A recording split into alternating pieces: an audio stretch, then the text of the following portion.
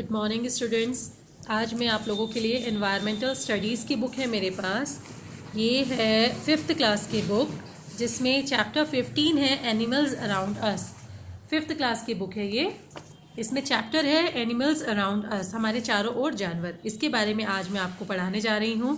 सभी बच्चे वीडियो को केयरफुली वॉच करेंगे और इन्जॉय करेंगे, ठीक है। Let's start. Species of animals that do not exist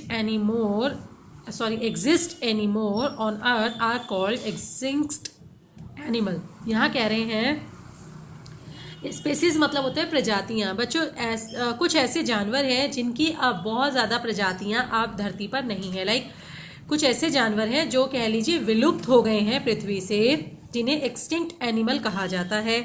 animals become extinct due to natural और मैन मेड रीजंस। इनके एक्सटिंक्ट यानी इनके ख़त्म होने के, विलुप्त होने के कई रीजंस होते हैं, चाहे वे प्राकृतिक हो या फिर मानवकृत यानी मनुष्यों की किसी गलती के द्वारा। Okay, sometimes there are severe changes in the climate. कई बार हमारा जो क्लाइमेट होता है इसमें बहुत सीरियस चेंजेस हो जाते हैं। Some animals are not capable of adapting themselves to these changes and become extinct. तो क्या होता है कि कुछ जानवर ऐसे होते हैं जो इस बदले हुए क्लाइमेट के साथ में एडजस्ट नहीं कर पाते हैं और उनके मृत्यु होने लगती है और इस तरह से उनकी प्रजाति खत्म होने लगती है। Dinosaurs became extinct due to the natural reason. Dinosaurs ऐसे एग्जाम्पल हैं जो कि प्राकृतिक कारणों के कारण एक्सटिंक्ट हो गए हैं ना, खत्म हो गए। At present man made reasons are more responsible for the extinction of animal. आज के समय में मनुष्यों के कारण बहुत ज़्यादा ऐसा हो रहा है कि पशुधन का विनाश हो रहा है। Man has been cutting the trees on a large scale. आदमी क्या कर रहे हैं कि अपनी ज़रूरतों को पूरा करने के लिए बहुत बड़ी संख्या में पेड़ों को काट रहे हैं। It leads to the loss of habitat of animal. इससे क्या हो रहा है, जानवरों का घर छीन रहा है। Some animals fail to adapt to the conditions of the other habitats and become extinct. और ऐसे में जब जानवरों का घर छीनता है तो वो अपने घर के लिए दूसरी जगह ढूंढते हैं, लेकिन हर बार हर जगह वो तालमेल नहीं बना पाते, जिस कारण उनकी मौत हो जाती है। ठीक है, यहाँ पे बच्चों कुछ इंडियन कुछ फॉरेनर एनिमल्स के नाम दिए गए हैं, जैसे यहाँ पे quagga, dodo and passenger pigeon became extinct due to the man made reason. ये कुछ एग्जाम्पल आपको दिए हैं विद पिक्चर, जो कि मनुष्यों के इसी जंगल की कटाई के कारण विलुप्त हो गए हैं, है ना। एंडेंजर्ड एनिमल, एंडेंजर्ड मतलब जो खतरे में है। आप कह सकते हो कि अभी हैं, लेकिन अगर ऐसा ही चलता रहा तो आगे नहीं रहेंगे। Very few animals of some species are left in the world, these are on the verge of extinct. Such animals are called endangered animals. देखिए ये जानवर जो विद पिक्चर आपको यहाँ एग्जाम्पल दिए गए हैं, और भी इस तरह के कई हैं लेकिन थोड़े एग्जाम्पल दिए गए हैं। ये कह रहे हैं कि इनकी बहुत छोटी संख्या ही अब बची है संसार में, और अगर जो सिस्टम चल रहा है पर्यावरण में, इतनी जल्दी जल्दी बदलाव हो रहे हैं, पेड़ों की कटाई हो रही है, ऐसे कई रीजंस हैं जिनके कारण बहुत जल्दी ये जातियां भी समाप्त हो जाएंगी, ख़त्म हो जाएंगी। ठीक है ना, तो इन्हें खतरे की कगार पर कहा जाता है इन पशुओं को जो खतरे में हैं। ठीक है, जिसमें salmon fish, Siberian tiger, California condor, sea otter are examples of endangered animals. यहाँ आपको कुछ एग्जाम्पल दिए गए हैं ऐसे ही जानवरों के जो अब खतरे में हैं। Late us study the main causes of animals becoming endangered.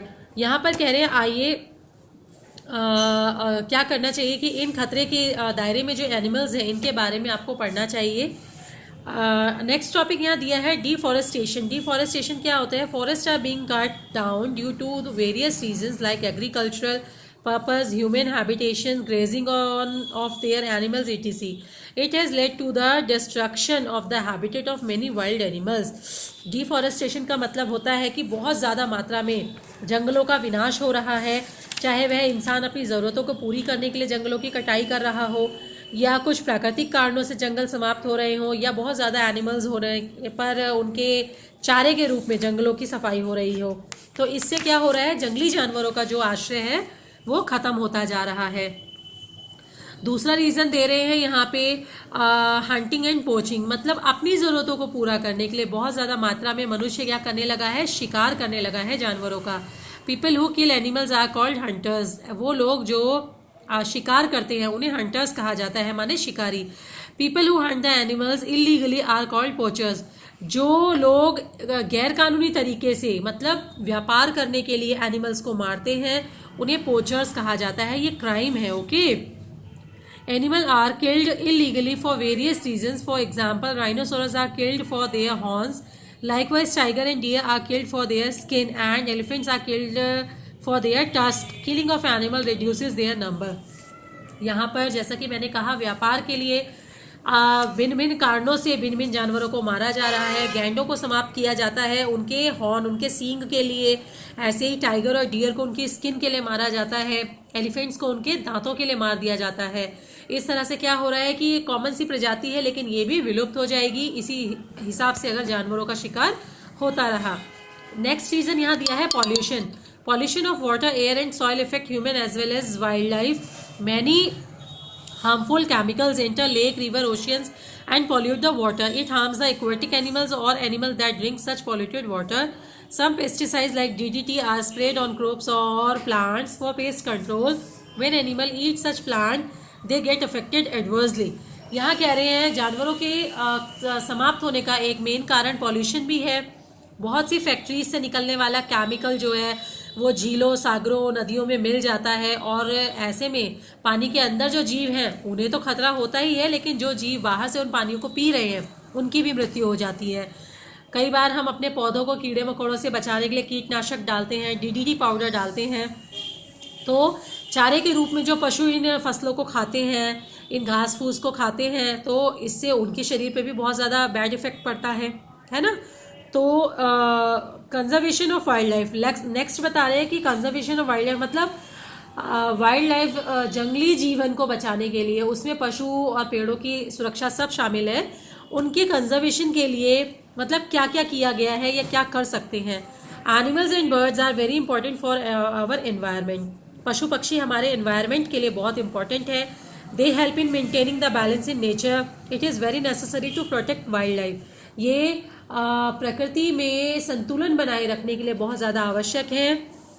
हमें क्या करना चाहिए, वाइल्ड लाइफ का प्रोटेक्शन करना चाहिए, हमें इन जानवरों की रक्षा करनी चाहिए।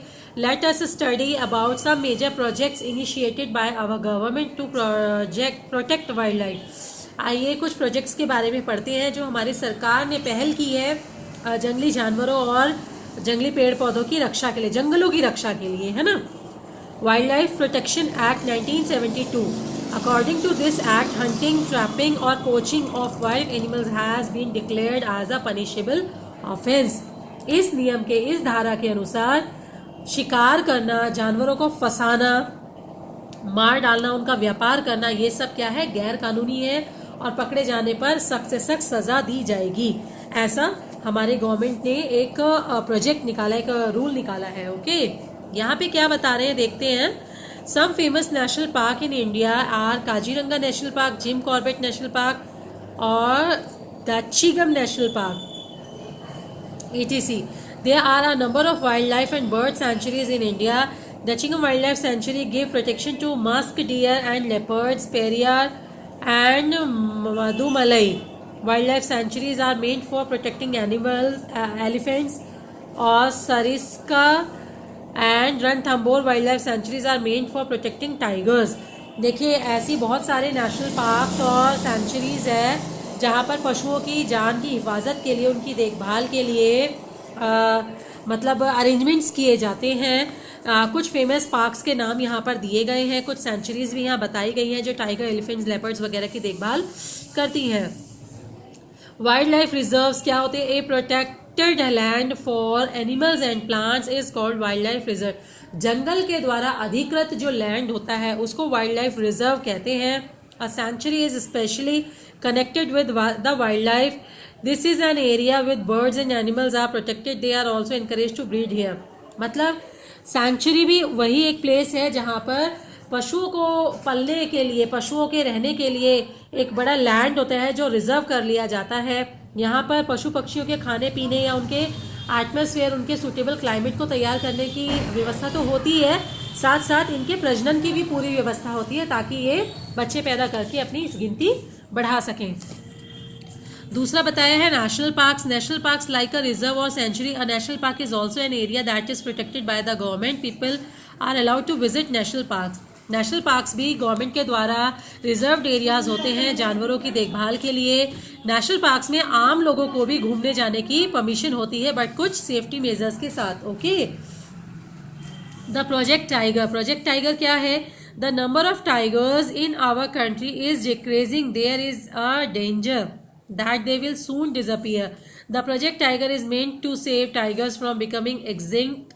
It was started in 1973 by the Indian government. Currently 27 tiger projects are being run in 14 states. Tigers have been given protection especially in Corbett National Park, Dudhwa National Park and Kanha National Park. Project tiger एक मतलब एक initiative था जो हमारी government की तरफ से चलाया गया। 1973 में स्टार्ट किया था इसको, जिसमें सरकार द्वारा इस बात की व्यवस्था की गई थी कि टाइगर्स की प्रजातियों को विलुप्त होने से बचाया जाए। इनके रहने के लिए स्पेसिफिक प्लेस अरेंज कराया गया, इनके लिए कुछ पार्क सेंचुरीज रेडी की गई जहां इनके रहन सहन का पूरा ध्यान रखा गया। कुछ स्पेशल जातियां होती हैं टाइगर्स में, जैसे आपको यहाँ दिखा रखी हैं 2 काइंड, है ना। तो इनकी मतलब ये ख़त्म ना हो, विलुप्त ना हो, इनको बचाने के लिए प्रोजेक्ट टाइगर चलाया गया है। आप देखोगे तो यहाँ 3 एग्जांपल्स भी दिए हैं आपको, Corbett national park, Dudhwa national park और कान्हाजी नेशनल पार्क, जहाँ पर इन टाइगर्स को सेव रखने के लिए अच्छे अरेंजमेंट्स किए गए हैं, है ना। तो बच्चों ये है एनिमल्स के बारे में। देखिए इस संसार में ईश्वर ने जिनको भी बनाया है, चाहे वो पेड़ पौधे हो, इंसान हो, जानवर हो या पक्षी, सबका अपना एक महत्व है। अगर इसमें से कोई भी एक कोई भी एक प्रजाति खत्म हो जाती है, विनाश में चली जाती है, तो ये तो निश्चित है बच्चों कि उसका असर हमारे पर्यावरण पे, हमारे रहन सहन पे ज़रूर पड़ेगा, है ना। तो इसी के साथ ये चैप्टर आपका फिनिश होता है। आई होप आप सबको मज़ा आया होगा चैप्टर सुनने और समझने में। इसका कॉपी वर्क मैं आपको सेपरेटली सेंड कर दूंगी। Okay, thank you.